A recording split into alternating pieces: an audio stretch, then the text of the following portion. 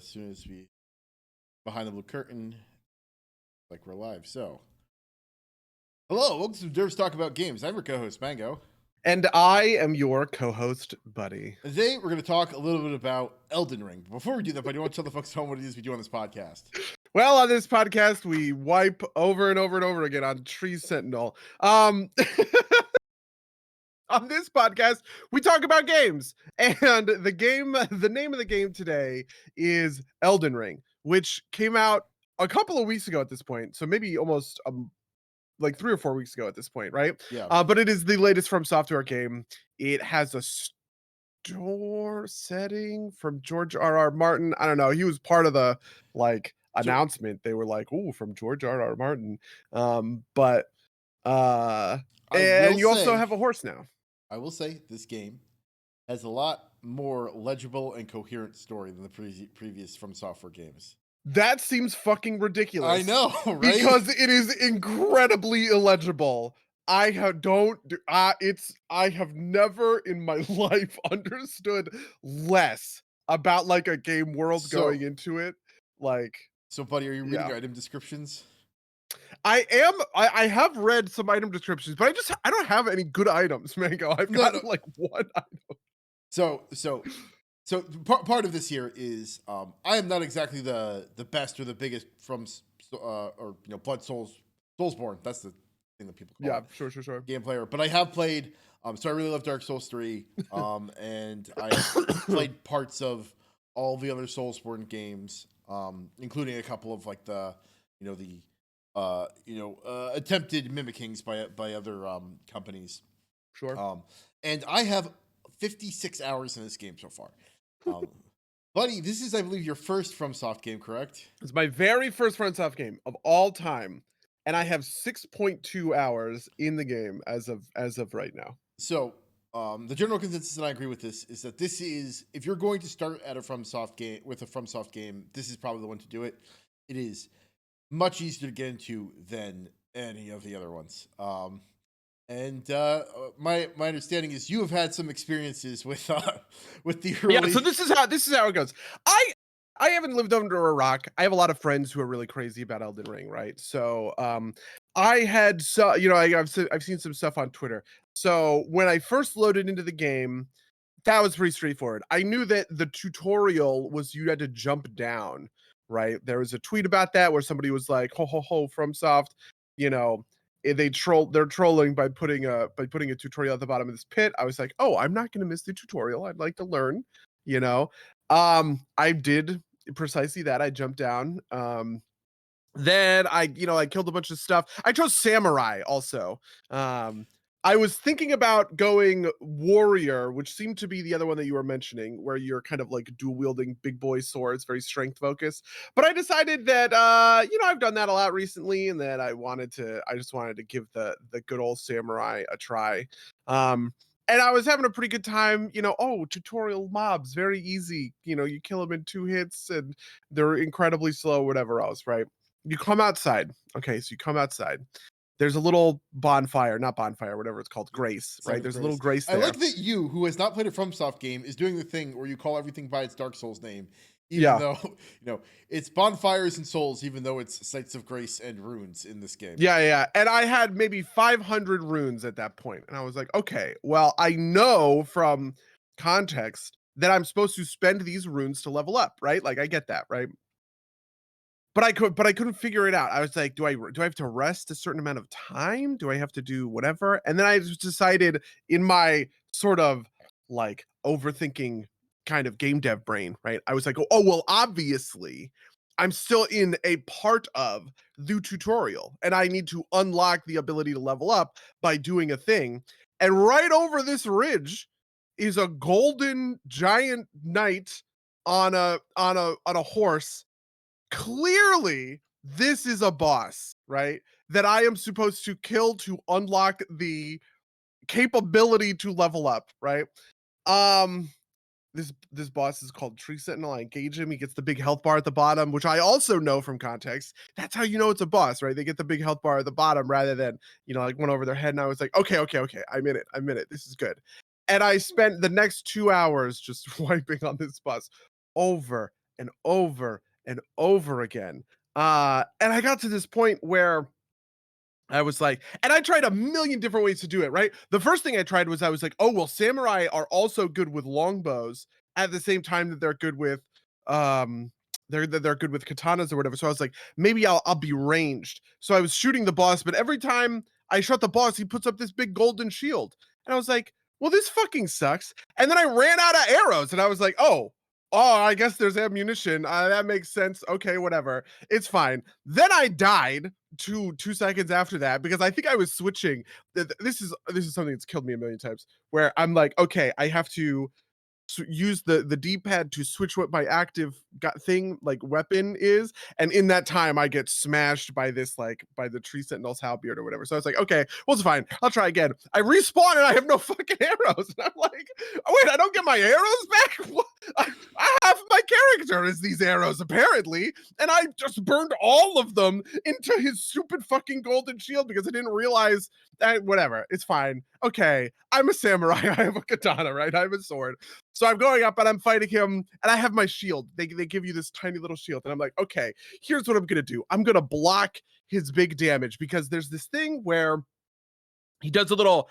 I'm pretty good at dodging all of his shit, right? And I memorize the attack patterns pretty quickly, right? But the thing that always fucks me up, it's two things that always fuck me up on Tree Sentinel. Number one, he does this shoulder check thing where like the horse, it's just like a very quick, if you're too close, yeah, he like shoulder checks you and then slams the thing.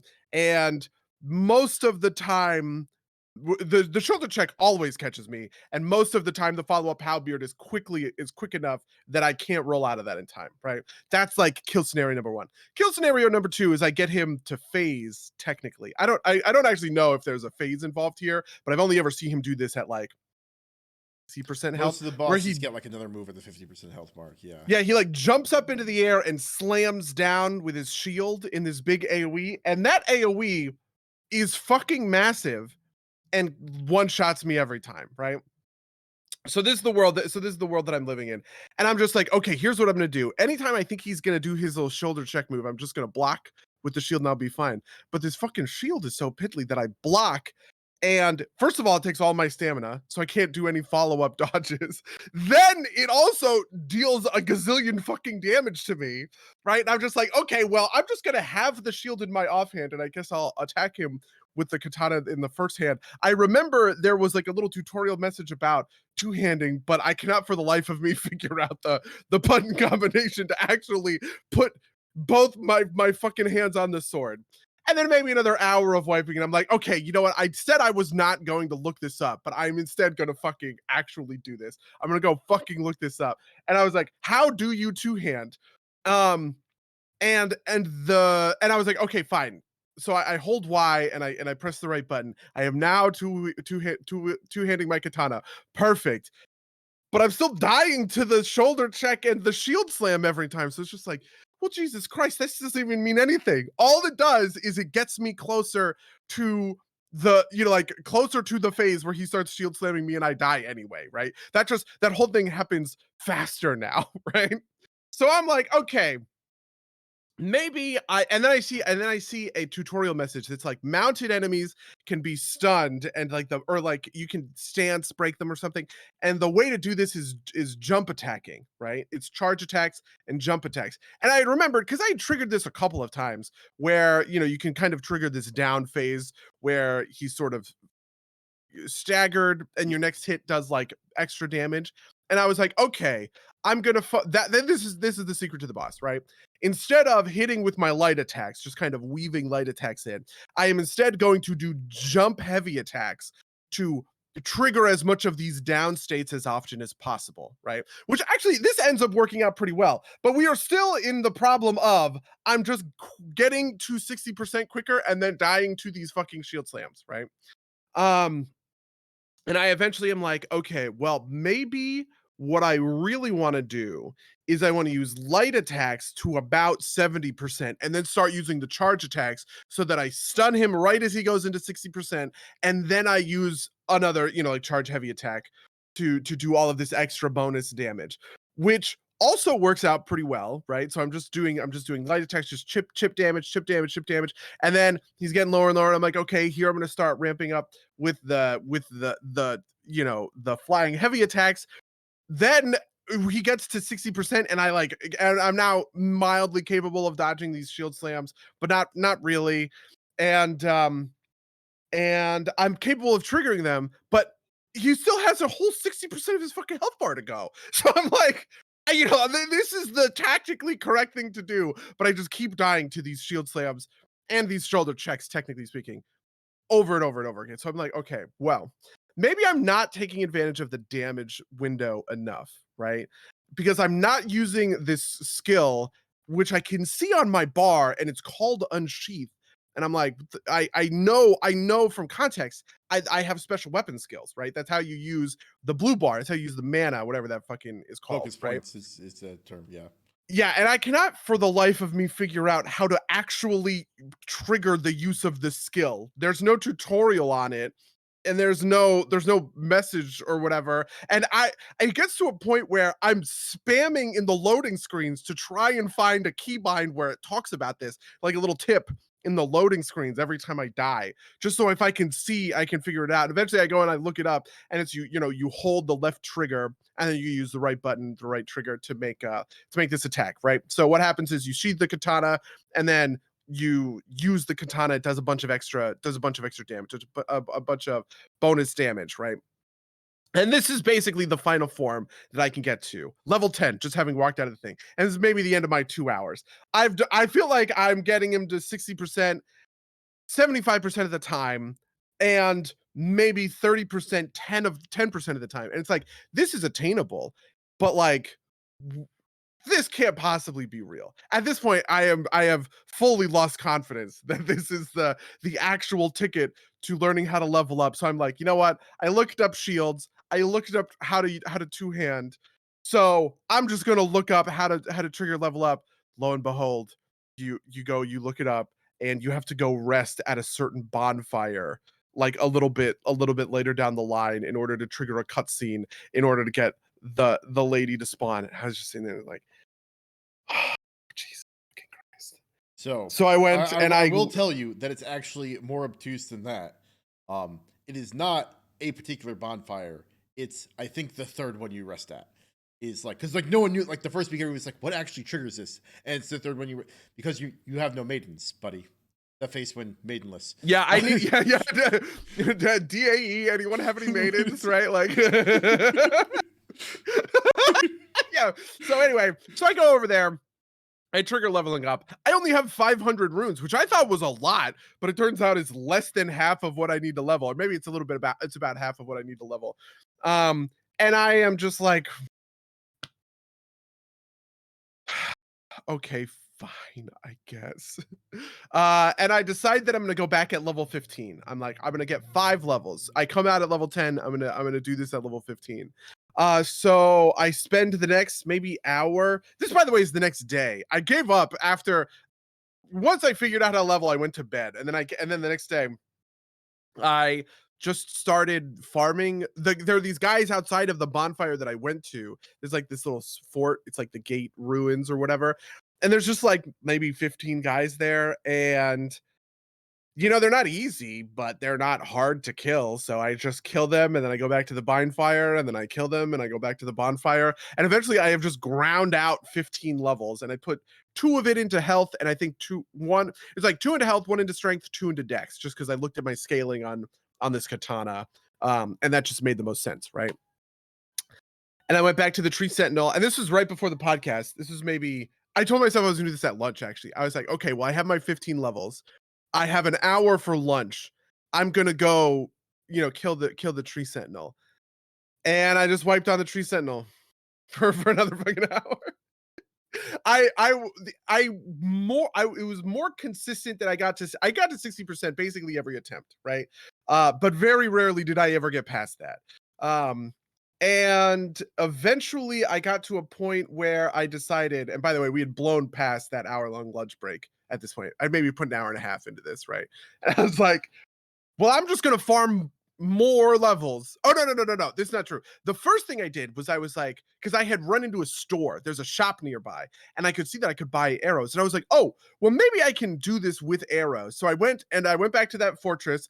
I farmed those guys maybe 6 or 7 more times to gain maybe 2,000 runes or something. I bought 100 arrows, and then I did the next 4 or 5 attempts just with the bow and arrow, which ended up being a fucking nightmare because the bow you shoot, but it shoots in a straight line, obviously. But like you have to use the auto toggle, right? Like the toggled ability. And half of the times you shoot the bow, it just goes wide. And I was just sitting here, I was like, even though I can dodge this all better because I'm not in close anymore, I can just stay out, the whole time, and I'm just staying as far back as I possibly can, whipping arrows. Half of my arrows are fucking missing. So I go maybe 4 or 5 deep on the arrows before I run out of arrows and I'm just back to the katana. And then I decide I'm going to get 5 more levels. And so I just recently have gone back to that fortress and I am farming boys again to get to level 20. So this is the story of Elden Ring as far as I've experienced it. I'm going to give you a recommendation. Okay.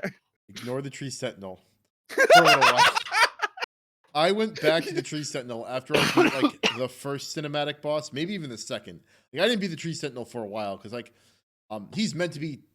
So I think the knights are meant to be tackled on horseback. Have you got you got Torrent from Melina? Oh, I got the horse. I actually tried the tree sentinel on the horse 2 or 3 times, but it was a fucking nightmare. I didn't get any damage in, and he just kept fucking me up because I can't dodge. So I just stopped using the horse. You can sprint. Like if you hit the dodge button on the horse, you'll sprint and you get iframes on it. Oh, interesting. Yeah. So I don't think I ever tested that, but okay. I don't like fighting on horseback, probably because I use hammers. They're relatively short weapon. So I like an asshole, like fight all these cavalry enemies on foot with my giant fucking shield, just like fuck you, right? Like, but like you've learned several very important lessons. You've learned that like there's a bunch of bullshit. Like I love these games, I do, but like, and this game makes a lot of this more transparent, right? Like, your shield. There are a couple things to know about the shield. One, if you look at its properties, it'll tell you how much guard it gives you, and like most metal shields will give you 100%. Most metal medium shields or large will give you 100% physical guard, which is like the thing to have, especially for new players. You can just kind of hold it up, and it'll drain stamina when you hit it. But when they hit it, but like also if you keep your shield raised, you regain stamina much more slowly. So if you can drop it in between, it's important. There is a moment when you're raising your shield, you're still vulnerable. The other thing is, and this is a thing that is very non-obvious, the shape and size of your shield actually matters. If the hit box for the weapon can actually reach around your shield, you'll still get hit. There are a couple times later in the game, like there's this is a mild spoiler. This is like giant bird enemy, and it's like a boss, and if you're too close to it, it does like this pecking thing, and it pecked me in my head over my fucking shield. I was so fucking furious. Well, yeah, I mean that has definitely happened to me a lot with Tree Sentinel. In I don't know, I have some greater thoughts about this whole process. In general, I have enjoyed what would I call this? Just the experiment of it all, right? Like it is neat that I'm in a position where I get to experiment with all of these mechanics for the first time. But the big question sort of for me is like reliability and precision, right? And that's something that has definitely like hit me before. Like I have dodged attacks, and this is the kind of thing that makes you want to throw a controller, right? You dodge an attack and you're like, I dodged it, right? Or like, because there are some attacks that are kind of locked on, right? But you dodge them and it breaks that sort of lock and it'll slam down right next to you because it's aimed at where you were, not where you are. Yeah. But like sometimes it'll just track you forward, and it just like, it doesn't feel like I'm dealing with like bugs, obviously. But it just feels like that kind of thing just feels insanely unfair, right? Which is part of, I guess, like the frust that comes with the FromSoft, like get good kind of ethos. I would say that like one of the things that like the games are known for, and I think Elden Ring mostly also, is that it is pretty fair. You just have to like know what you're looking at and frankly, Elden Ring is not, and any of these games are not great at like telling you about what it is. But it's like, the point at which tracking stops on a particular attack is a thing to learn. And Yeah. I actually think, and this is somewhere where I won't defend them, is like that opening boss, right? Like the opening boss in Dark Souls 3 is Eidix Gundyr. He's a tough boss. He's not as tough as Tree Sentinel, but he's in about the same position that the Tree Sentinel is. He's actually, so theoretically the tutorial boss is a joke, right? Like you got the big bar and you fought the boss in the hole, right? He's just like a knight with like oh yeah, yeah. Yeah, he's really easy. Like he's like very much a tutorial boss. Whereas these games mostly don't have these. The problem is the place where Eidix Gundyr, who's the opening boss for Dark Souls 3 is at about the same position that Tree Sentinel is, but there's not a good indication that like Tree Sentinel is probably above your pay grade. There's a couple of things here, right? One, you don't have your horse, and I think that, like I said, I think the knights are intended to be fought on horseback. Two, you probably still don't have the summoning bell and ashes, right? Or and summons, right? The wolves, I did get that. I have no idea how to use them, but I did trigger a cutscene at some point. So you have to rest at that church at night, and she'll show up. Oh, interesting. Okay, yeah. Again, this is another thing. For some reason my phone kept pushing this headline to me. It's like you can miss this really easily, and it's like the non-co-op like option, right? Like the game clearly pretty much intends you to use these, but you take the wolves and you assign them to a button somewhere, and then you can, right? Like I have them assigned to my hold Y down is my summons. And so there's some nice like quality of life improvements to this, right? The two-hander thing is a consequence of them having to put jump on A, which is not a thing that was there in the past. It was on a different button in the past. And like lots of little dumb stuff that they don't tell you about, right? Like I'm pretty sure you can more accurately aim your bow if you two-hand it and you hit LB. Like you get like no. I definitely have done that. But it's just like you can't do that in the middle of like dodging attacks and everything. Right. Yeah, fair enough. What else? But yeah, I would recommend that you don't like. I've seen people go to grind, and this game, I don't think you really need to grind this game, right? Like, did you explore? Did you clear the camp? Did I find the Golden Knight? Not the Golden Knight. Did I find the troll? Which? So the trolls to the okay. Yeah, so what I did was I went north, and then there's a road, and through that road is a little camp, right? Yeah. And in that camp there was one Golden Knight who's actually pretty like he's like tough, like he's killed me a bunch of times when I'm farming him. Sometimes he'll kill me before I kill him, kind of thing. And it also has a bunch of spear guys, sword and shield guys, hammer guys, torch guys, right? Some dogs are in there. Then there is a big gate, right? And on the other side of the gate are 4 crossbow guys, and a troll jumps down. And I've killed that troll. I've killed that troll twice. Okay. But maybe just once. I don't remember. Once or twice I've killed that troll. And I've killed a couple guys in the woods to the west of that. And maybe that is all I've ever done. That's all I've done in the game. So, but the crossroads, did you get the map piece? The crossroads? So the troll, south of the troll, there's like the road out of the forest hits a T section, right? And it's like a bunch of enemies there. That's what I thought you were talking about. Is that the ruins? Is that like I think it might be camp? Yeah, it's like the opening camp. There's a map piece there. So right at the right of the T. So this is like one of the first tips you see on kind of like 10 tips for Elden Rings, is at the T junction on like your unexplored map. You can see like a little marker, and at the base of all those markers is a map piece, and that'll like reveal the map for you. So after you're coming out of the church, you're going east. Right.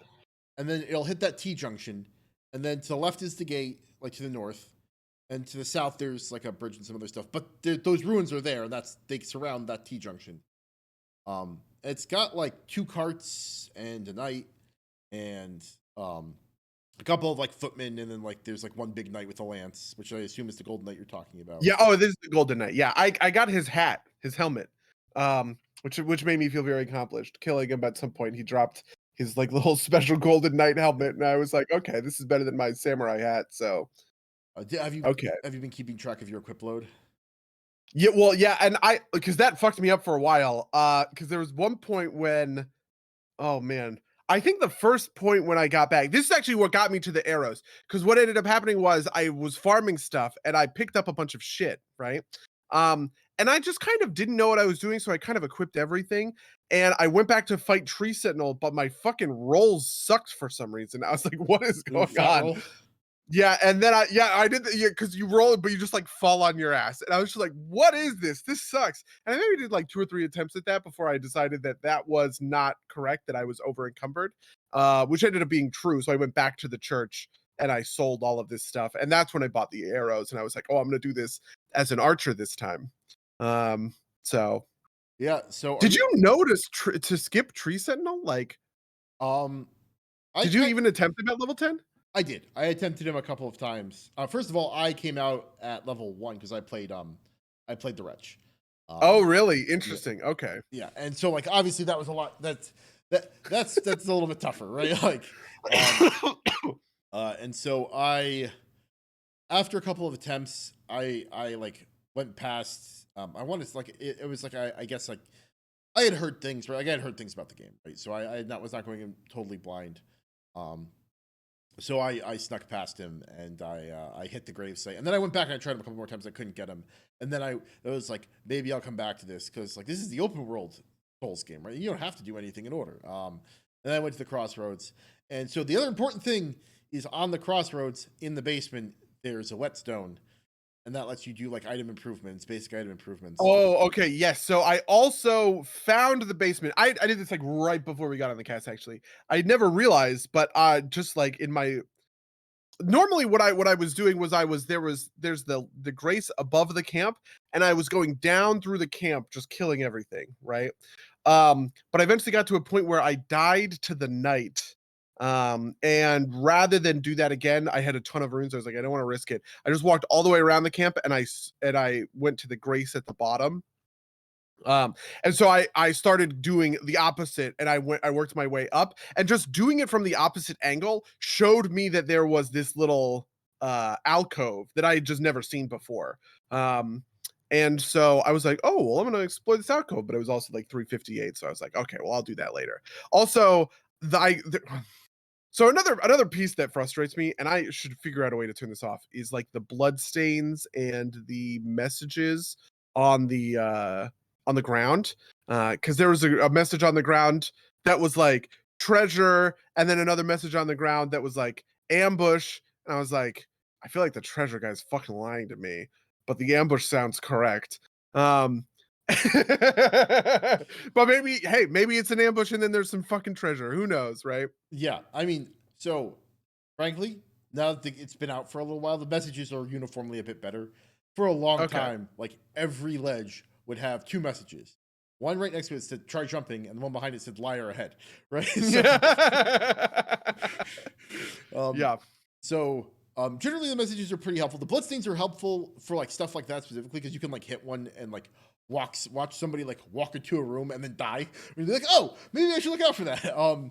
But I would say the messages are usually pretty well. Also, there's like some of them that are also like situational, right? Like the ambush ahead can sometimes just depend on what angle you're coming at the fight from, whether or not it's an ambush or not.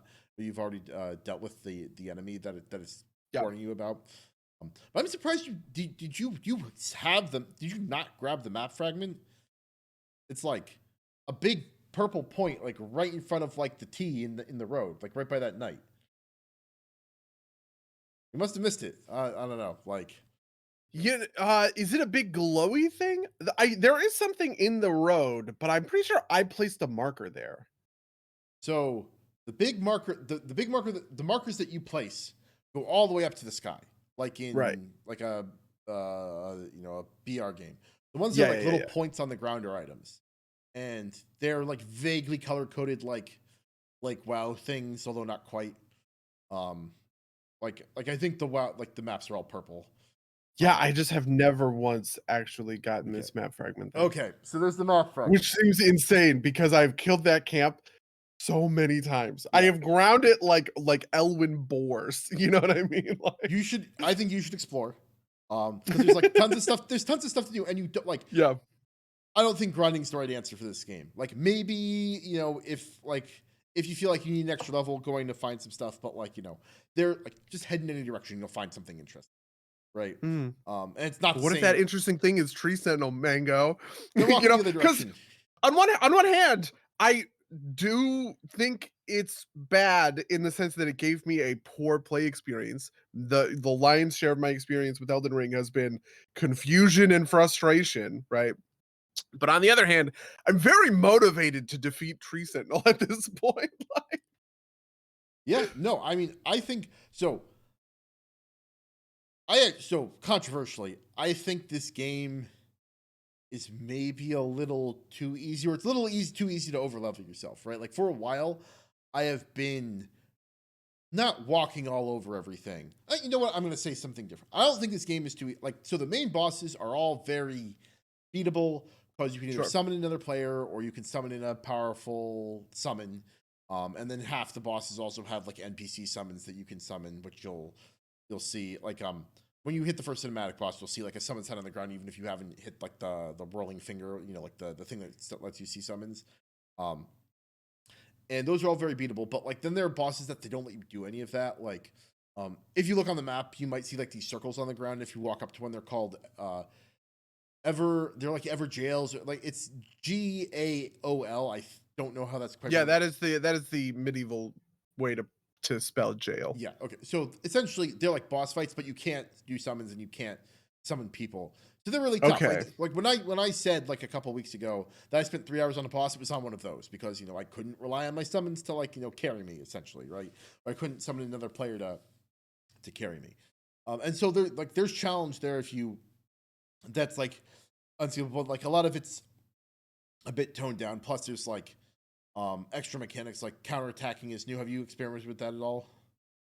Counterattacking? So there's a couple versions of this. So the thing you were talking about when you put the person in the down state, what you actually want to do is run up to either their face or their back and hit a light attack. It's a little bit harder on the more monstrous. Like the more monstrous enemies typically have a giant like orange thing that like shows you where to run up to them with. But a humanoid, like you walk up to behind them or in front of them, and you'll do like a like essentially like a critical hit animation, plays a big noise. The noise is in all the games that like everybody recognizes. And you can get those either by sneaking up behind someone and backstabbing them, or by parrying them, or by guard breaking them, or by getting them in the stagger state, which is done through like primarily heavy attacks and jumping heavy attacks, like charge heavy attacks. But one of the other ways you can do it is if you block a hit immediately afterwards, you can hit heavy attack and you'll do a counter attack, and that does heavy stagger damage. But the thing there is that it doesn't put them into the stagger state necessarily. So if they're doing like a quick combo and you go for that, you'll open yourself up and you'll get hit. It's risky.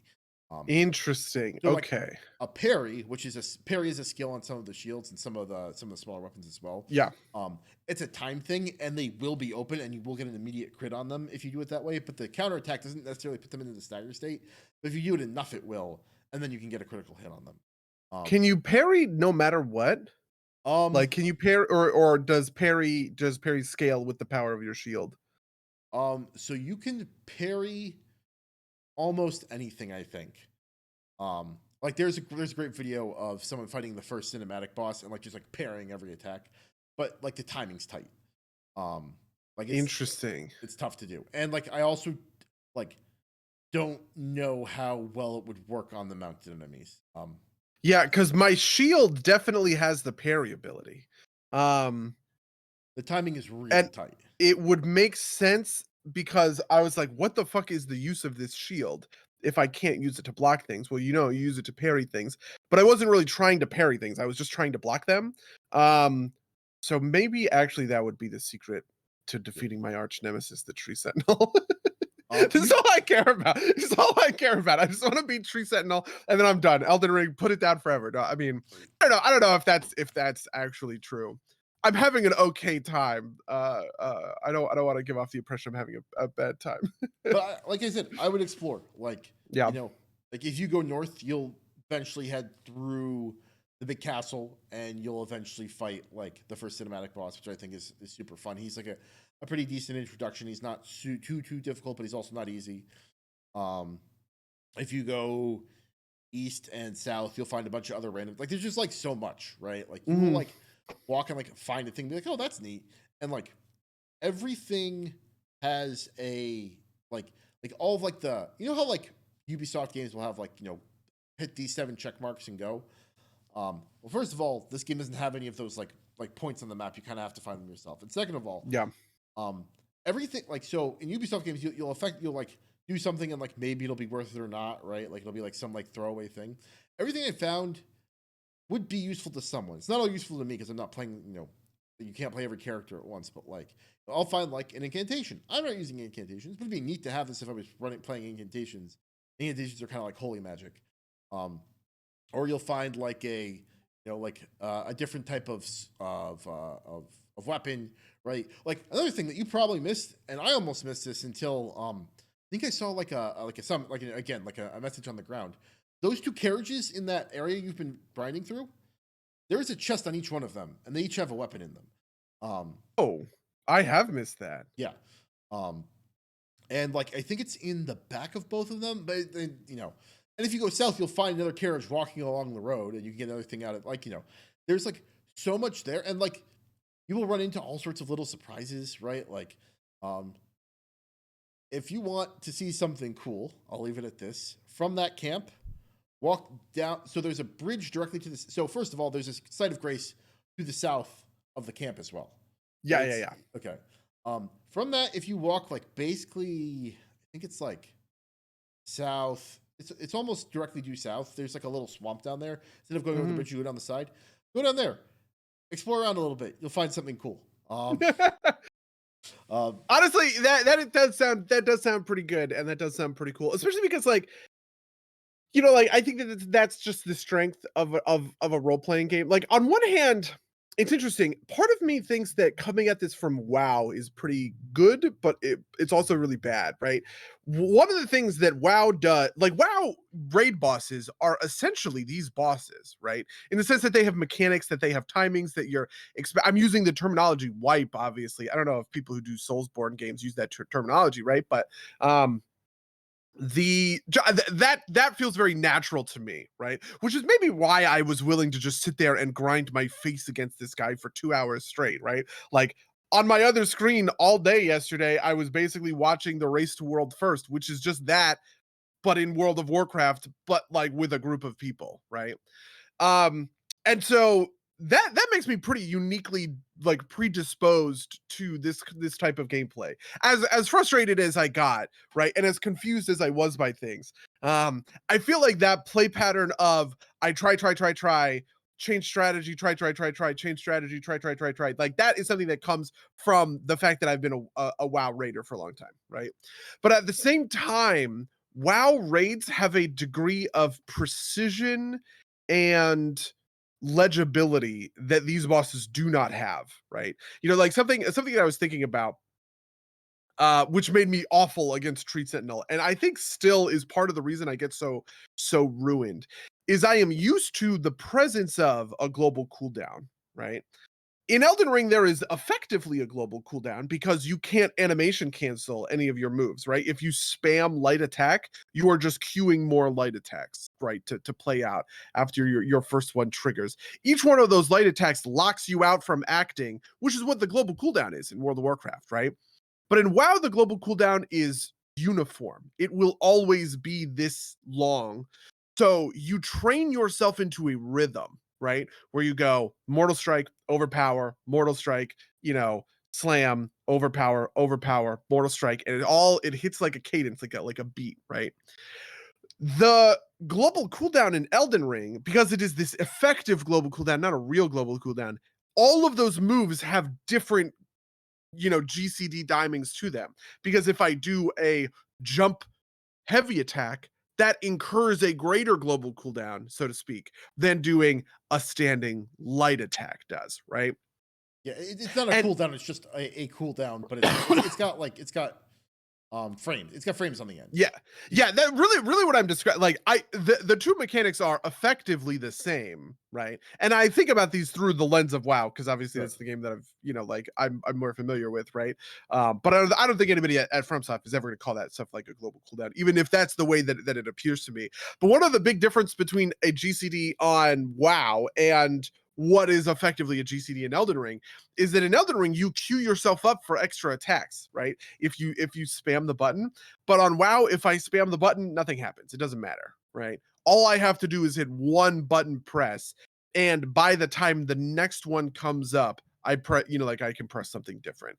And I am used to in WoW spamming those buttons because there's no downside, right? And honestly, there's no upside either. You just do it. I like for every mortal strike I hit, I'm probably hitting my mortal strike key 4 times, right? Inside of that second or whatever else. But that's a really dangerous habit to have in Elden Ring because it means that I'm constantly getting myself animation locked. And I think at this point I have most I've mostly gotten to the other side of that.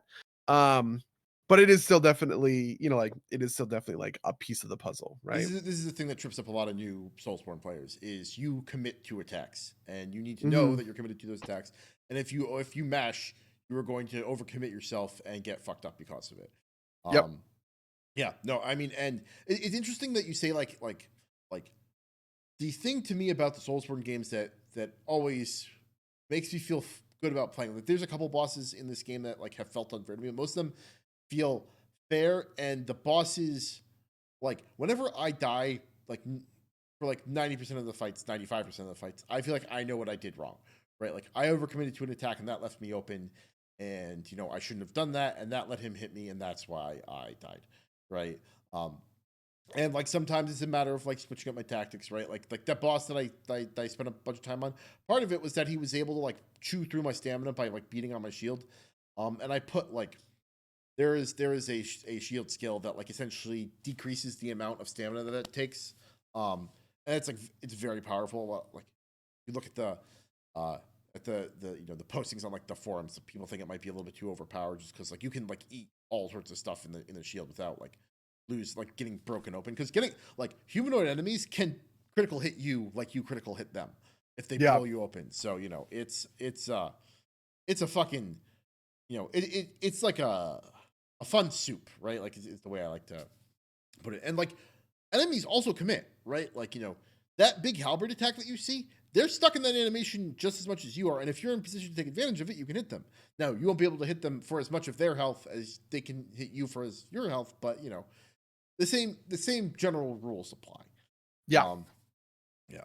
Yeah, I definitely do feel that. Though I wonder if like the defensive play style of dodging makes that uniquely frustrating. Because like even though I think I agree with you, every time I die, I know exactly what I died to, right?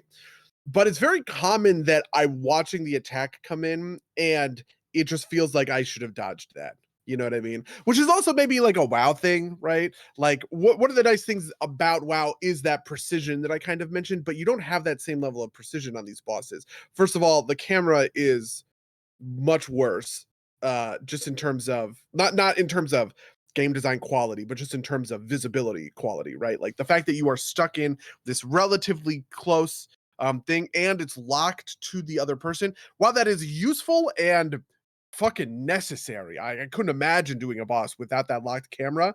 Um, you can imagine a world where I have the ability to pull my camera all the way out and zoom in on top. Like, wow, I would much prefer that, right? I feel like I would have way more legibility and way more readability to what I'm doing. And also just stuff that like, if an enemy is going to be doing like a big AoE ground attack, it's going to show the circle on the ground, and I'm going to see the hard edge of that circle and know where to go. But the thing about that shield attack that's so devastating is that the damage of like the damage radius is so much bigger than the animation, right? It's so common for me to watch him start that and I roll backwards twice and I still die because I'm in that explosion area, even when it feels like I shouldn't be, right? Um, And that's like the really punishing stuff. That's the stuff that I find. Oh, and then also the tracking, right? Where I'm watching the attack come in. I go, oh, I know this, and I go to dodge it, but I guess I have dodged it a frame too early or a frame too late, and instead the Halberd tracks me through the dodge and cleaves me for all my fucking health, right? Yeah. That kind of stuff. No, I get that, and part of it too, like you have iframes on that roll, right? Like if you time it right, Mhm. you can roll while it's coming down. You won't take any. The other thing too is like, like, are you on like you said you fell on your ass? That means you were over encumbered. Are you on heavy equip load or are you on medium equip load? Once I sold all that shit I didn't need, I was fine. So I guess medium. I am now dodging very, very safely now. Okay, because there's 3 levels of roll, right? And like light, medium, heavy, and like medium's pretty doable. Heavy's like you don't get a lot there. The other thing to know is that, and this is the thing that I don't like because it wasn't true in Dark Souls 3, is weapons that aren't equipped, or like weapons that are equipped but aren't out count against your equip load. Um, Yeah, that was exactly what was causing the problem. Is I had just picked up bullshit weapons, all of which were worse than my katana, basically. I just picked up these bullshit weapons and I equipped them because I wanted to try them out. But then I just went back to the katana because the katana does more damage and is longer and all this other stuff. Um, and and that was my problem. So I had to unequip them, sell them off at the guy, and then I was I mean, fine. if they're in your inventory, they don't count against your load, so you don't have to sell them off. Okay, well that's good actually. Yeah. Yeah. But yeah, there's 100 little things like that you will either learn or not. But Yeah, like, and I do wonder, how much of the magic is part of that, right? yeah, Something a designer who works at Obsidian, right? But he used to be a WoW raid designer, was talking about Elden Ring on Twitter the other day, and one of the things he mentioned was how people say they want some of these things, but they don't actually because of how it warps the gameplay, right? He was mostly talking about the like the quest journal, right? And how, the reason that people find those Ubisoft collectathons unbearable, right, is because it fills your map with all these like icons and it removes some of the mystique of it all, right? Some of the magic of going and exploring this place because all you're paying attention to are essentially the arrangements of these icons. You don't give a shit about anything else, right? Um, and you no longer have that feeling of, oh, I'm discovering something for the first time. It's not I'm rooting around this camp and I happen to find a treasure chest. It's I see a treasure chest icon on my mini map. I know there's a treasure chest in here. It's on my little radar at the top, and I'm just trying to, you know, solve the puzzle to unlock that treasure, essentially, right? And contrary to popular belief, people ask for these mechanics, right? Because if there is a treasure there, they want to know, they want to get it, right? In WoW, you now have these quest things where anytime you do a quest, it puts up the little zones on your map, so you understand. Oh, this is where you can farm the quest stuff. These are the items, or these are the mobs that you farm for that stuff. Nobody has to read like the quest text or whatever anymore, right? And all of these are features that players asked for. In WoW, it was a feature that people downloaded in an add-on that was so popular Blizzard hired the add-on developer just to bring the add-on to be a main part of their game, right? Um, but that all of that stuff sort of like removes the mystique. Anyway, the thing that he was talking about, because he used to be on the encounters team, right? So designing the raid and dungeon bosses, was how he felt a similar thing had happened with the adventure journal, right? How there was all of this clamoring for WoW raids to include an in-game resource to coach you on mechanics, right? If you die in the Deathwing fight in whatever, Halderon or not Halderon. What's his name? Whatever. uh, The the crab. yeah, Um the crab that's also a dog.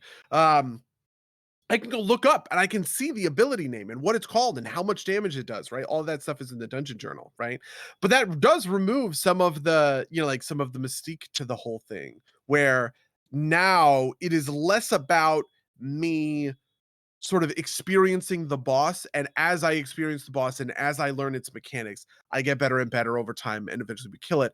And instead me reading a textbook entry on the boss, sort of deciphering what that means, and then regurgitating that information to other people such that we could all kind of choreograph the group coordinate activity that is killing this boss in this raid, right?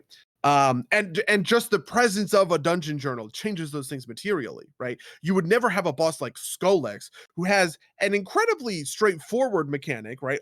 Everybody in the raid has to be within 10 feet of each other. Skolex will burrow, and then he pops up and he clears your things, right? But without the dungeon journal, it would have been fucking impossible to figure that out, right? Who would be sitting there like, okay, we're trying this worm boss, we're getting this debuff, how do we trigger the thing? Oh, maybe we all stack on top of each other. Like that dungeon mechanic is only possible because there is a adventure journal to explain it. Anyway, the point of all this is I do sort of wonder if Elden Ring's kind of lack of legibility and the fact that it is just so hard to kind of decipher, and on these bosses like Tree Sentinel, like I don't have great visibility into like swings or like the damage radius of that shield thing, right? And I just kind of have to live in a certain amount of uncertainty because there is not going to be this super precise nature to the whole thing. If that is part of what creates a satisfying Souls-like boss to fight. I think that's true. I think it's true for the boss, and I think that's also true for a lot of the exploration elements, right? Like you get a lot of those kind of like, well, this is a hole, and we know there'll be a boss at the end of it, and it'll have something there. But there's also probably some secrets in there that you haven't seen. That, you have to figure out, even if they're just minor. There's a bunch of little stuff, and your internet friends will help you because they'll put signs down on the ground and be like, look here, there's a hole here, right? You can walk into it, and you'll be like, oh, Yeah. thank you, man, thank you for telling me about the secret. And I think that's a big part of the draw. I think the flop side of that is that like I don't think some of these mechanics need to be as like obtuse as they are, right? Like I learned about fat rolling in Dark Souls 3, and only after like a half dozen attempts on a boss, when like I realized that like my roll was not rolling, like I was rolling, but I was doing a fat roll, and it was so much worse. And I could be wrong about this, so don't quote me, but I think Dark Souls 3 might not have even have directly told you what your equip load was. You just kind of had to try rolling. And You just had to figure it out. Wow. Well, yeah, I mean, even so, I think that the Elden Ring, like the Elden Ring inventory is, I mean, like on one hand, I am the perfect kind of person for it because I want to get incredibly crunchy, right? Like I am the person who sat down and watched a video that was like the basics of trade power in Europa Universalis 4, and it's a 3.5 hour video about like breaking down just this incredibly complex system, right? That's part of it, not even just like honestly complicated, right? It is just incredibly complicated. There are so many moving pieces and factors, and that's part of the draw, right?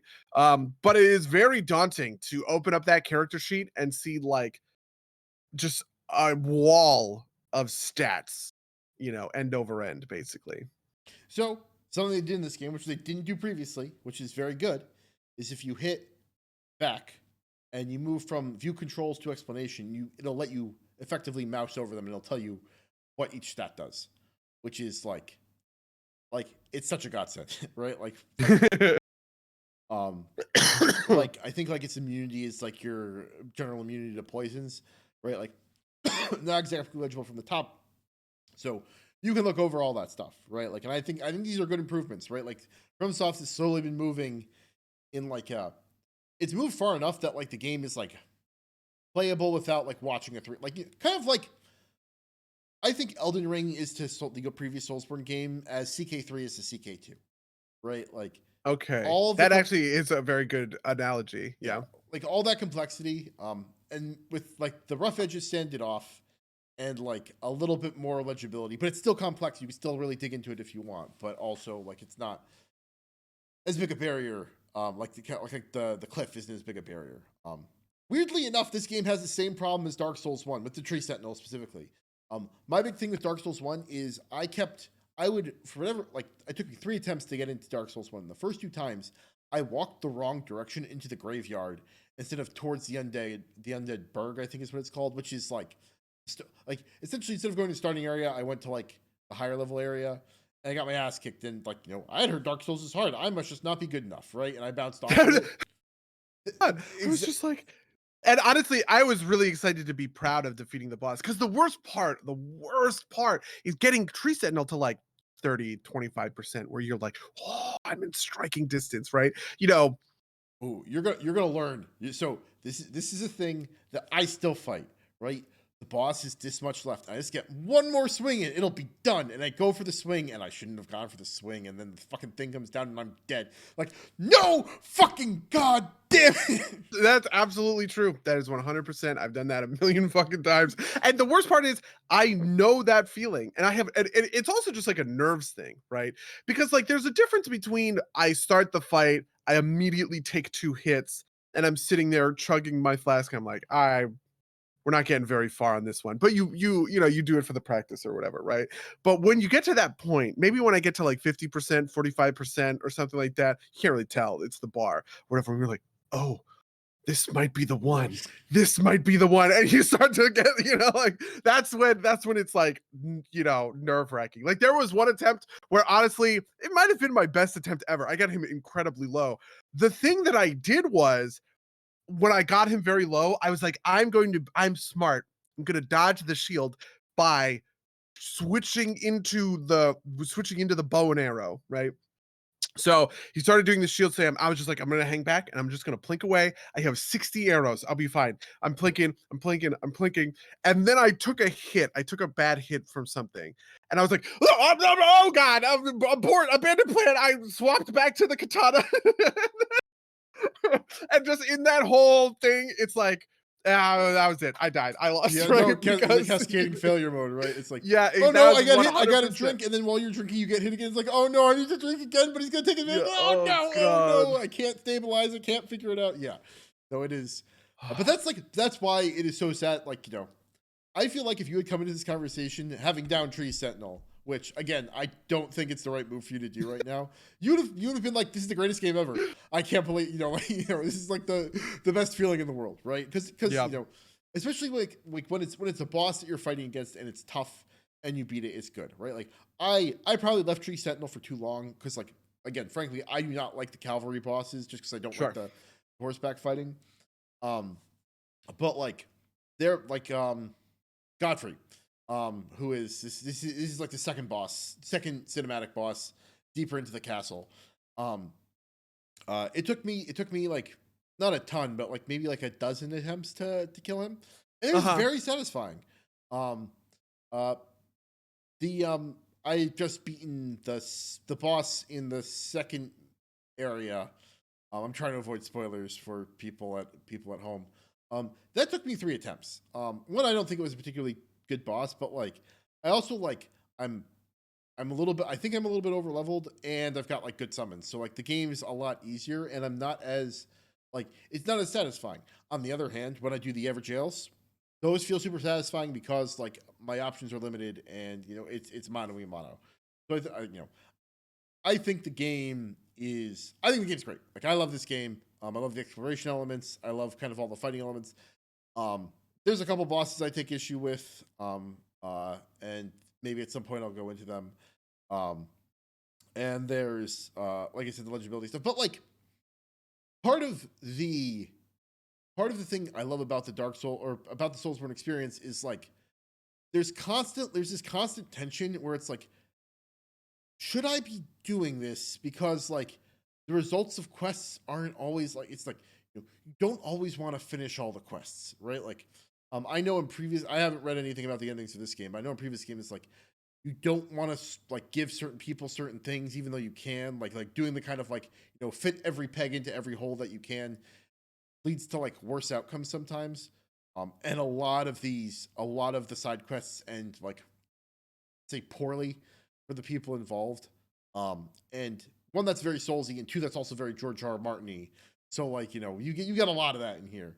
And so like I don't know. I think it's an excellent game. I could easily see like I have done 2 of or at least like 4 or 5 areas, and I'm 56 hours in, and I could see myself easily putting in another like at one point I went into a cave and I fought a boss and the boss was like it was like the type of boss where you like fight him a certain amount and then he asks for forgiveness. And like I forgave him, and he says like open that chest, and the chest teleported me like 2 miles to the east. Like fuck you, right? And I like found a building. I went into the building, and there's an elevator, and the elevator takes me to what is essentially the Underdark of this map, and I'm like, what? What? Wow. Where am I? That's actually very cool, to be honest. Yeah, no, it is. It is an amazing experience. But like, it's like there's a whole second fucking map underneath here, right? And it's not as big as the overworld map as far as I understand. But it's there's all sorts of this little stuff, right? It's like I bet you there's something over there, and you go, lo and behold, there is. And it's not always like the greatest thing, but like it's like I bet you if I get here, like there's been enough places where it's like I have like getting to the top of something isn't always like the cool, like that's fun, but it's not like it's not always something there. But like it's like I bet you there's something, like there's this map piece looks distinctive. I bet you there's something here, and there usually is. And it's not always the craziest thing, but it's always like a decent set piece. The way so Eugene Park, he's a writer for the Washington Post, wrote like a story explanation for Elden Ring. I haven't read it because I want to experience it myself. But in one of the tweets that he put around his him tweeting the article, is like, never assume that anything was placed without intent, or like always assume that something was placed with intent in Elden Ring, and like in these From Software generals, right? If an enemy is somewhere, if an item is somewhere, that's part of the environmental storytelling. And I think this game, that's definitely true. It puts like does the game like it's incredible. And like you can see it happen, right? Like there is like one of so this is not a huge spoiler, but like one of the NPCs, like I said, you do their quest and it's poorly.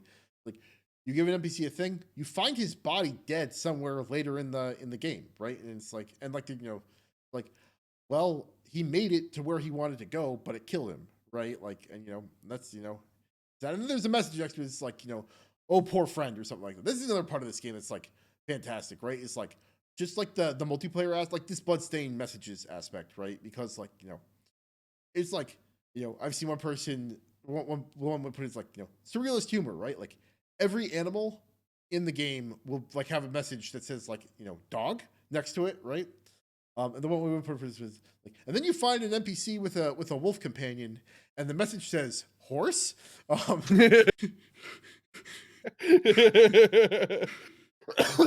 because you can't like communicate with arbitrary language, right? Like you get these weird memes, right? Like you will at some point see a message that says "try finger butthole." Yeah, I have seen that a lot actually. Yep. Just because like, and and then you'll see like a pile of red blood splotches and be like, "Oh, is there an enemy here?" But then you'll like hit one. It's like, "Oh, like 30 people tried jumping off the edge here, and it didn't end well for them." Right? Like it is. Yeah. I don't know. It is like I have to say that is something that I do find fun about the game. Like ultimately, I don't want to say ultimately because again, I'm at the very beginning of this whole, Souls experience, and I could revise this opinion later.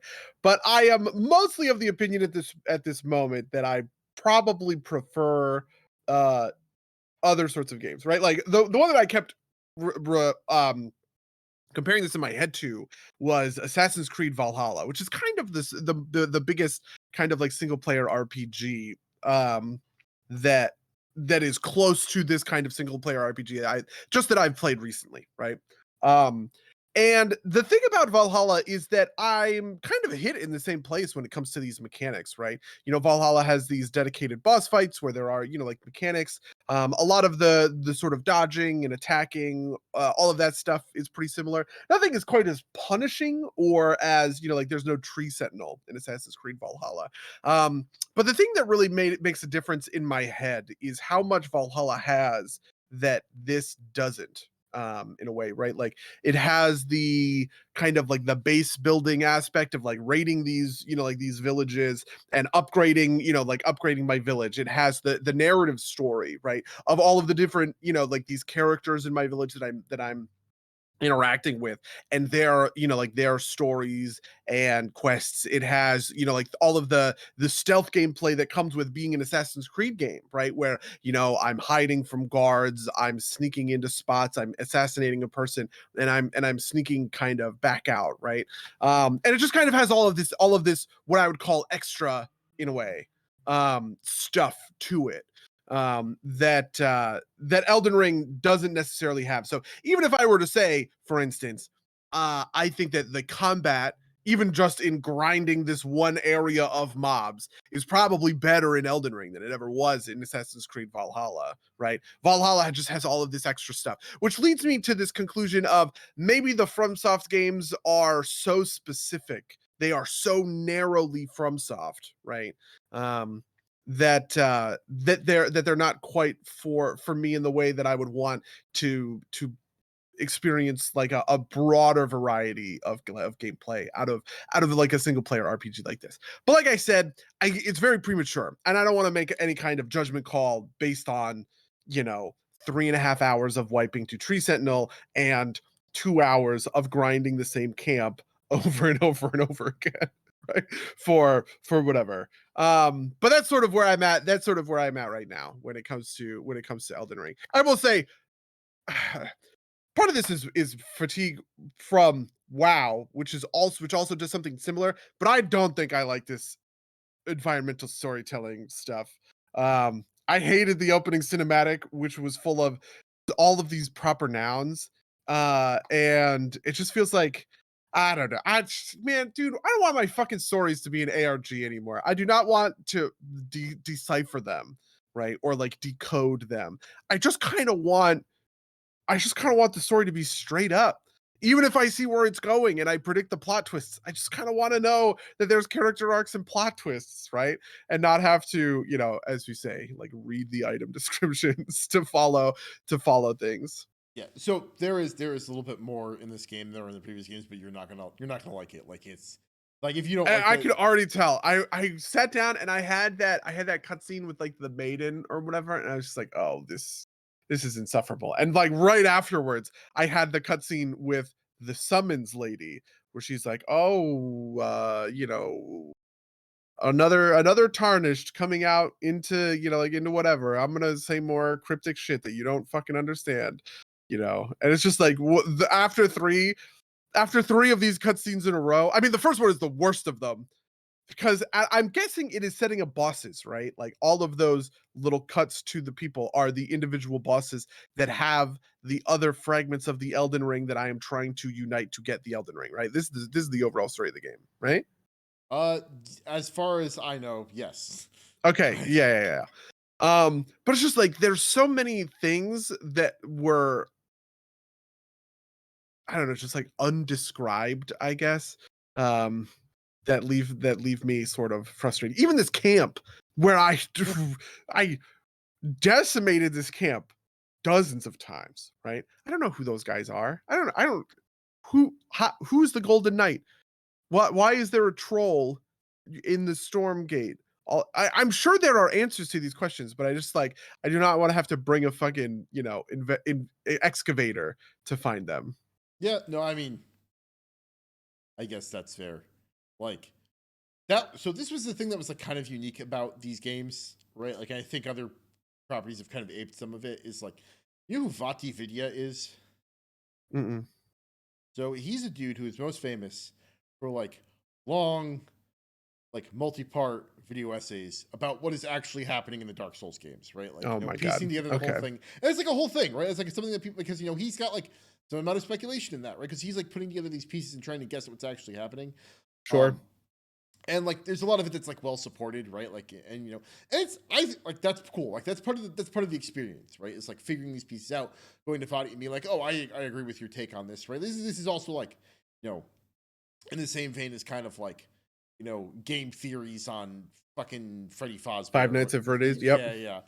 And Um, I love those videos. I fucking do, man. And so I'm a huge hypocrite in this moment. But actually, I'm not a huge hypocrite. I do like watching those game theory videos, but I've never once in my fucking life to play a Five Nights at Freddy's game. yeah. It is fun watching a video about someone deciphering the puzzle.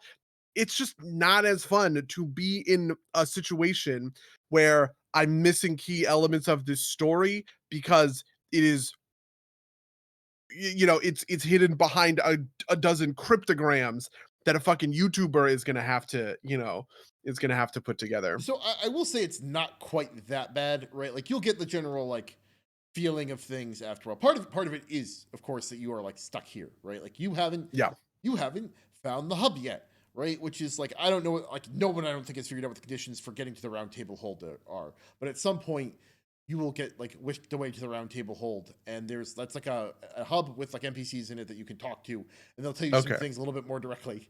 And it'll be a little bit like it still won't be like like, and this is very clear, but it'll still like it'll have some stuff, but like you'll find people that'll tell you things, right? Like, and they'll still be a little bit cryptic, but you'll like eventually get it, right?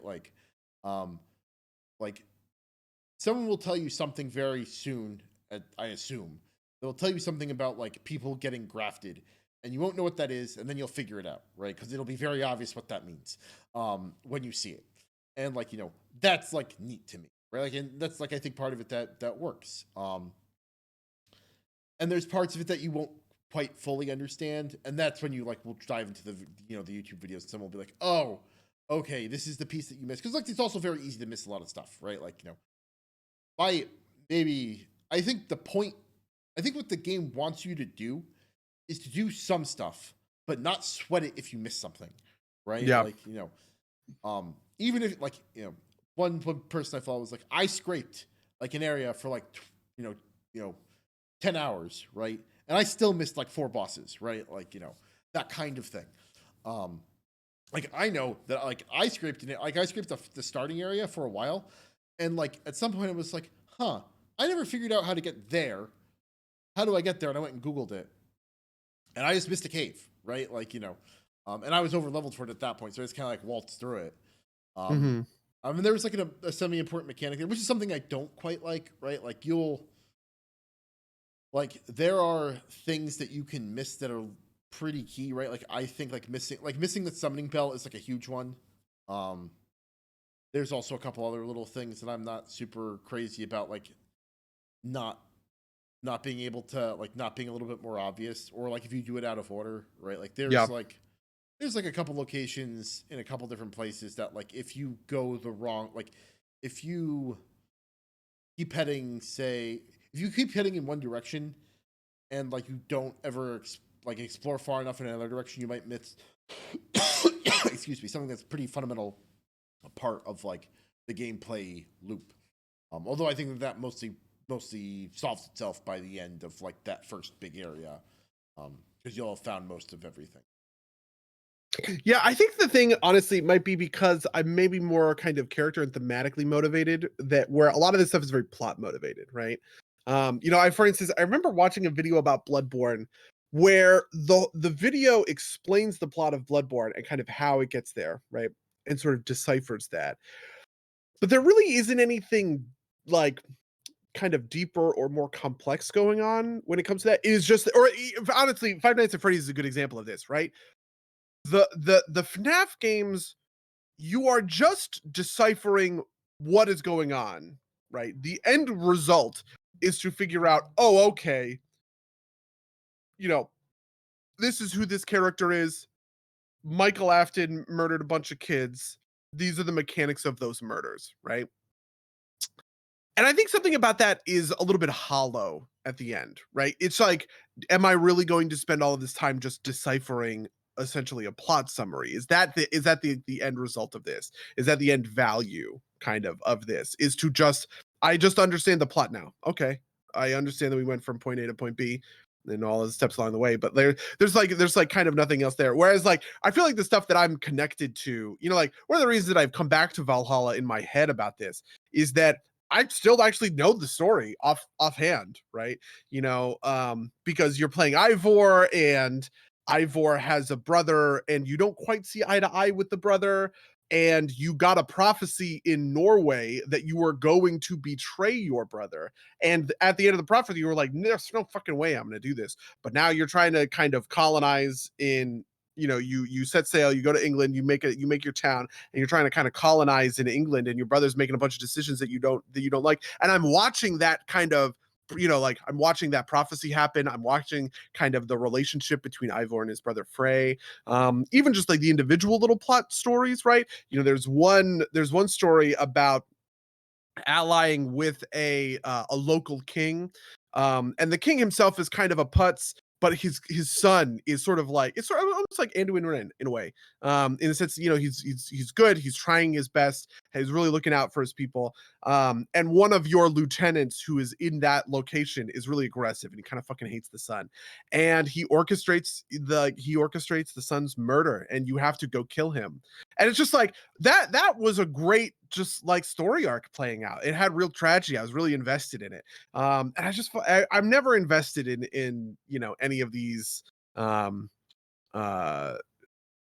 I don't know, like story as ARG, as puzzle to be solved, kinds of plots. It's like Lou in the chat says, FNAF has changed that up a bit. The latest one, despite its 9,000 other flaws, has a variable ending, so your exploration actually impacts the path of the story. I definitely do get this. And by the way, I am up to date. Don't get me wrong. I am up to date on Security Breach and its lore. And I do think, to a certain extent, there is something deeper about Security Breach, because it actually delves into the realm of theme and metaphor, where, if you're reading it right, Robot Freddy is Michael Afton, and the Gregory is the crying child, and this is metaphorically, Michael Afton is helping his little brother kind of put things back together and save his metaphorical older sister from the horrible clutches of their murderous father, right? There is actually something there when it comes to Security Breach. So I do definitely agree with you. But in previous FNAF games, it was just like, is this all in a dream? Is this all, he's in a hospital bed? Because you can see that, on this time of this night, there's an IV drip next to the bed, which seems to suggest that this is all in a coma. And it's like, I don't care if it's in a coma or not. Like, I don't need to know what's happening. I want to be connected to this on a more kind of fundamental level. But anyway, No, whatever. We've talked this stuff. I mean, I can't. I gotta respond to that just a little bit. Okay, feel free to respond. Because I do think, like, I haven't played through Elden Ring, so I can. And Elden Ring is a totally separate world from the Dark Souls games, but like, okay, the Dark Souls games does have, like, like the first level is like you figuring out what's going on, but there is like deeper thematic stuff there, right? Like the whole, like, spoilers for Dark Souls, but like one of the recurring themes, especially in the first and the third game, is essentially like the world is kind of burning out, and you can either perpetuate this cycle of like putting a little bit more fuel on the fire so it lasts a little bit longer, or just like, bring about the inevitable collapse that's going to happen. And like the deeper theming is about like, what the different people who are in power do to try and either stave off this ruinous ending, or it's mostly that, right? Like, it's what your player character is either like continuing that cycle, or accept embracing the end of it. And there's like deeper things you can dig into there, like why each king is doing what he's doing, why the Lord, like, Lord of Cinder's Gwyn, what he did to try and preserve the age, and like how like refusing to accept the inevitable has led to this kind of like tarnished, terrible world. Not tarnished in the Elden Ring sense, but like this terrible world where things won't end. I think there's some similar themes going on in Elden Ring, but like, if there is one thing I will say, it's that the games all have very similar themes. So it might be the same type of thing again, but it's been a while since Dark Souls 3. And Sekiro is actually a lot different. Like, you might actually like Sekiro more because it's like a little bit more direct in terms of like what it is. I was having it. We've talked about this on cast. I've heard that Sekiro is actually the best one. Somebody said that Elden Ring is the best From Game software to start, and this started a whole conversation. I was in a big Discord channel at the time, and they said, no. You should start on Sekiro. Sekiro is the best one. I don't have any more information than that. I don't even really know why they said that, but that was what they said. So Sekiro is very different, but it is a good game. It just wasn't particularly for me. But yeah, I mean, my understanding is it's also less of an RPG, right? Because you are more or less, you are Sekiro, kind of, rather than like the chosen undead, which is protagonist in Dark Souls games. And like in Elden Ring, even if Like, I do get the sense that there are a number of different ways that, like, you can be a sword and shield guy, you can be a whatever. You like, there's a lot of different ways to sort of tackle these. You can be a magic guy, you can be an arrow guy, you can be a rogue, I'm sure. Yeah, But my effectively. understanding is that in Sekiro, you don't that's not really a Oh part of yeah, how that game works. you are a sword man with mechanical hand. Yeah. But yes, but like you are, there's a lot in this game, and I think you should. It's so have you? And this is gonna be a weird question, but when was the last time you read Lord of the Rings? Have you ever read Lord of the Rings? God, probably high school. I read it in high school, but I don't think I ever read it after that. You've read The Hobbit? Yes. Mm-hmm. Have you read The Silmarillion? Maybe like half. Okay. Actually did read the whole Silmarillion. All of this was in college, or all Yeah. of this was in high school at the time, because that's when the Lord of the Rings movies were like coming out. So for me as well, like I read Lord of the Rings and The Hobbit a little bit younger, and I never read all of the Silmarillion. But like that kind of sense for like, at least to me, a lot of the Lord of the Rings is world building, and it's not as much about like the actual plot of what's happening. The Hobbit is very plot focused. The Lord of the Rings is less plot focused, but there's still a bunch of plot there. The Silmarillion is kind of like a lot of world building that's not necessarily all connected, and there's some plot threads, but like it's not super strong there. Does this make sense? Yeah. Yeah. So like I find that that's pretty similar to what happens in these games, except instead of just reading descriptions, you're kind of like riding through it and fighting things, and so it makes absorbing that a lot better. I will. So Lucy's 90% of Lord of the Rings world building is exhausting. I agree. Like I actually don't like reading Lord of the Rings. I like the movies because like instead of being like a page description, it's in the shot, right? And it's tightened up for a movie. And I think Yeah. similarly with Elden Ring, a lot of that world building is kind of in the world as you're fighting through it. And I will take your point that a lot of that means that a lot of it isn't like told as a story. Um, but I still think it's Yeah, I mean, I do want to be clear. yeah, I haven't experienced this in Elden Ring, so yeah, I'm yeah, coming yeah, after Elden Ring a little bit less than I am coming after this sort of mode of yeah. That's fair. storytelling, because it's, and I have seen this done well, right? Like Fallout New Vegas has a lot of this kind of storytelling, but I think that it does it great, right? And part of that is because there's a real central, plot hook to Fallout New Vegas, because it is, it's about the Hoover Dam, it's about these warring factions. And you have characters who are connected to each piece of the puzzle, right? You have Boone, whose wife was murdered by Caesar's Legion, and so he's really mad about it, right? Or you have Wolfpace and Colta, who is who is one of Caesar's big assassins out in like the wasteland. And so there's like a certain level of legibility to it that I think like works and makes sense. And honestly, I even think that this is something that it just fluctuates. There are some that just like have this magic where I'm immediately sucked in, and some that kind of don't. Like honestly, even like in WoW expansions, this has happened, right? I feel like Pandaria, Zandalar was a really one where I was just like, I immediately felt like this was a real world with real people in it that I was immersed inside of. Whereas there have been WoW expansions, Cataclysm, even Shadowlands to a certain degree, where it's just kind of like there's this sort of barrier to entry because there's so much going on kind of a on like a metaphysical level that I can't get invested in there isn't like a narrative spine for me to attach myself to in a way, which maybe is the thing. I don't know. Maybe that spine obviously exists in Elden Ring. Again, I want to hold whatever. But we've Okay. gone the full hour and a half. Well, it's I'm hour sure we 20 will something. continue the Elden Yeah, Ring yeah. explorations in the future. But for now, what have you been up to in the 5 minutes of your week? I've been playing Elden Ring. Have you paid any attention to the Race to World first? No. Okay.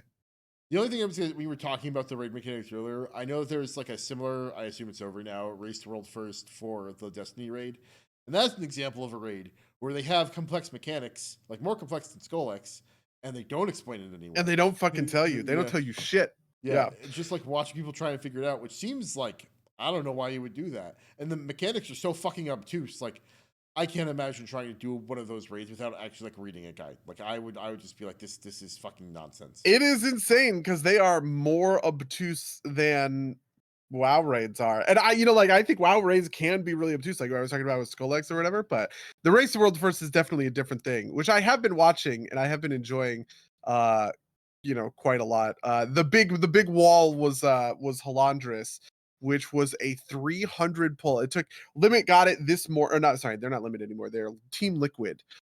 So for those outside of the know, the Race to World First is different WoW guilds competing to be the first to kill the end boss as quickly as possible. This is normally a thing that takes place over the course of months, right? Like a normal guild will take months to kill the Jailer or Sylvanas or whoever the end boss is of a current expansion. And the Race to World First is really interesting because it is over the course of a matter of weeks. It is the very best players in WoW essentially speed running to be the first to do it, and there's all of these extra kind of pieces of the puzzle that are interesting and you like you just never see or deal with, right? One of the things that these raids do to prepare is there's what are called splits, where they split up their raid into a bunch of little miniature raids to rerun heroic and normal all the time, so that they can constantly funnel loot to the right people to try and get them the best loot walking into like mythic and heroic.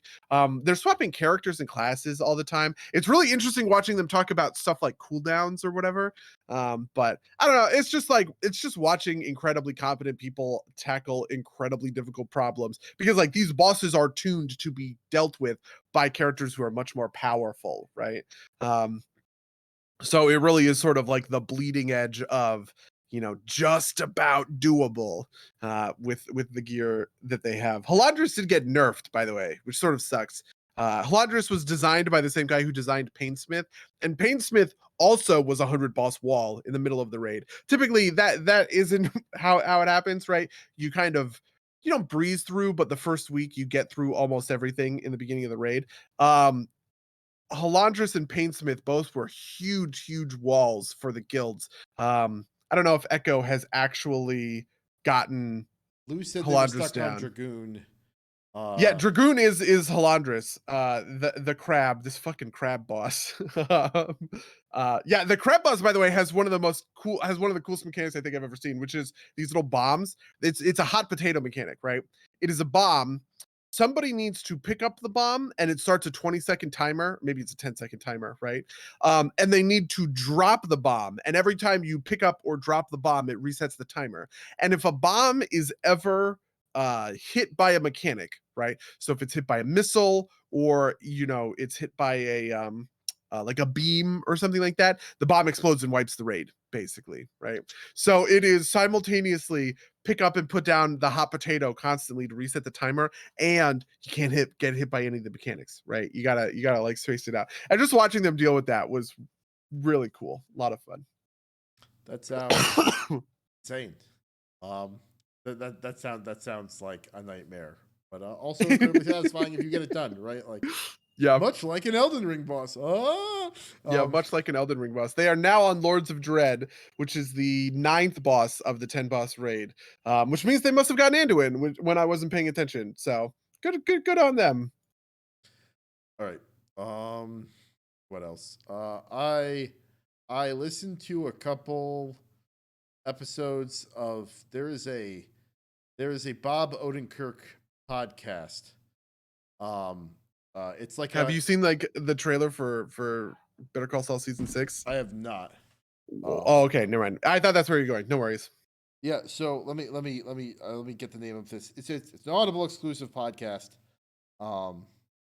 It's asking for ratings. It's called Summer in Argyle. And Bob Odenkirk's narrator features a lot of those Mr. Show people, right? Like it's got like David, whatever, the guy with like not David Cross, but also who am I thinking of? He's got a very distinct face. He's got like a goatee and like he's like bald on top. Maybe it's not David. Let me see if I can find his name. He's like it's got a bunch of the people that you think. I don't particularly like it. It's like one of those comedies where like where it's all ridiculous, but like there's no straight man, and it's kind of like everybody like that was the way I put it. Like, everybody talks like they're kind of in like they're almost looking at the camera, but not quite, right? Like the town of Argyle is weird because it celebrates like runners up, right? And then it's like it's all like it's all in that, and it's like it's about like a murder mystery essentially, but I don't know. I don't think it's particularly. It wasn't particularly for me. Um, I assume that's just like not for me. Brian Posehn is who I'm thinking of. Oh, There's okay. another goatee maybe. He looked very distinctive to me, and his face kind of stands out in my head. But you know, it's got a star-studded cast. It's got David Cross. It's got Bob Odenkirk. It's got Brian. You know, Brian Posehn isn't exactly a big star, but like it's got Tom Kenny and a bunch of other names that I recognize. But you know, it was something. It is not my favorite. I don't know if I can recommend it, but like, it showed up. I saw Bob Odenkirk tweet about it, so I listened to it. So, you know, at least part of it. Yeah, honestly, the thing that I've been doing, do you know Quentin Reviews? He's been doing the series on iCarly and Victorious. He released an 8-hour video on Victorious, so that's been my thing, is rewatching this video on iCarly and then also Victorious, which are both Nickelodeon sitcoms I didn't fucking watch. But like for some reason, I don't know. It's just they're very watchable and they're very fun. Hey, if if you like it, I guess. I don't know. I'm not as big into those types of videos all the time. Yeah, but what was there's a apparently there's a new Max Landis Flash video. As I'm looking at my YouTube, because I was looking to see. Oh, by the way, Lou wants to correct that they haven't killed Anduin. They are back to running heroic splits to get heroic gear. So I was incorrect that they were not on Lords of Dread. Yep. Yeah. So the only other thing that I have been doing is I've been watching more Taskmaster. Apparently, Taskmaster released its own streaming service just for watching Taskmaster. So I mean it's a great show. I haven't signed up for it. They still have a bunch of. They said they're going to leave all the videos on YouTube that were there, and so I don't know. I think. Oh, I did want to say something. I played Arcadia Quest over the weekend with friend of the cast. Has Warren been on the cast? He probably has, right? Maybe. It is his favorite board game, and he finally organized me, Rachel, a friend of ours, Hans, and him to play Arcadia Quest, which is a board game where it is a PvEVP game, right? A little bit like Scythe in a way, but like just like on a mechanical level, where you have an adventuring party and you are making your way through a dungeon, but you are also competing against all of the other characters' adventuring parties, and you need to complete a certain number of quests, right? And the quests can either be PvP quests, which are kill enemy heroes, or PvE quests, which are kill the orc captain, or like close the gate, or whatever else, or whatever. And it was insanely fun. I kind of forgot. I haven't done like board games in a long time because of the pandemic, but I sort of fucking forgot how like good and fun they are. Warren got a Scythe for my birthday, which is very cool, which means that there might be some Scythe content in the not too distant future. And so yeah, so that is the other thing that happened this week that I just wanted to give a brief mention. It was a fucking bloodbath. We were constantly killing each other, which is almost the exact opposite of how I normally want to play these games. I almost always just want to like sit and do the PvE quest and kind of keep myself protected on all sides. But it is so easy to go up and fight an orc, and the orc puts like 2 out of 3 wounds on one of your guys, and then everybody is like, blood in the water, and they're now like going to try and snipe a kill kind of thing. So yeah, that sounds like a lot of fun. I haven't played a board game in a while. Haven't had an opportunity. I've mostly been playing. I play a lot of D&D, but like or Pathfinder, but I actually played it over the weekend. It was a lot of fun. What did we do? It was entirely an RP session because nice. We had just killed a bad guy, and we came back home, and there's some stuff that had happened at home, so we talked through it. It was a lot of fun. Yeah, we had a weirdly combat-filled session in my D&D game on Friday. We got to a new town. We arrived at this new town, right? And we don't have much of a main quest at the moment, but my character Kenzo Takeda is a dragonborn samurai who is also a dragonborn monk because this is the Gestalt game. And I'm trying to track down Takeda is a free clan and I'm fighting against the vampire shogunate, which are vampire samurai basically, right? And so we arrived in this new town, and I am trying to see if there is any presence of the vampire shogunate in this town. So what ended up happening is we got off this train, and I saw that there were a bunch of people off screen who were like looking at our train, or like not off screen, but like out in the distance. I nailed a perception check, and I just saw that there were some people and they were like looking at our train. And I was like, that's suspicious. I'm gonna go take a look at it. So Kenzo, everybody splits up. Some people were going to talk to some people were going to talk to whatever. Kenzo goes into an alleyway where he sees like these people, and these two bandits try and rob him, right? And so I use non-lethal damage, and I knock one of the and stunning blow. I knock one of the guys out. I cover him in iron silk, which is a special kind of it's like metal that's a fabric, but it responds to your thought, right? So I can like make it turn into shapes, and it is a metal version of that shape. So I tie the guy up in iron silks and I put him over my shoulder, right? Because that happened, it alerted the other members of my party, who then also came to the alleyway, and then they just started fighting like the gang members, right? But I just have this guy and I'm running away because it's like 1 versus 6 or something, right? So I'm just running away. I'm doing this whole thing. I had a crazy moment where Kenzo has Kenzo has blind sight, so I used I threw like a bag of limestone into the air, limestone dust, and it created this huge thick cloud that nobody could see in. And I used that to dodge people running chasing me during the chase sequence. They ran past me because I had blind sight, so I could dodge between them with a stealth check or whatever. We did this whole thing, right? On the other end of the alleyway, the gang rallied around this whole fight, and we have like a barbarian paladin who just started murdering people. Sengrim, who is Rachel's character, who is a barbarian druid, also just started like wrecking people. There was a wizard on this elevator lift that Sophidia, who is a paladin warlock. She murdered this warlock, and then at the end of the session, we had either driven off the gang or we had killed everyone in the gang. And Kenzo arrives with the thief over his shoulder that started the whole thing, and he plops them down in front of the town guard, and he says, "I'd like to report a crime. I'd like to report this man for attempted murder." And it's just like the most murder hobo. Everybody fucking killed everybody. And the only thing I wanted to do, because Kenzo is lawful neutral, is when he is the victim of a crime, I performed a citizen's arrest, and I wanted to report the crime to the proper authorities. So This is funny because like my character Barso Gaudius is also lawful neutral. He's a Hell Knight, and so like the party will go to do something like like we were investigating like essentially one of the masons in town like was like doing some devilish devilish stuff, and it resulted in disaster. So we like it's like so we go to their like associates' houses, and it's like nobody's home. Is like and so like the rogue's like, "You want me to pick the lock?" And I'm like, "Wait, we need to go get a warrant first." that's great.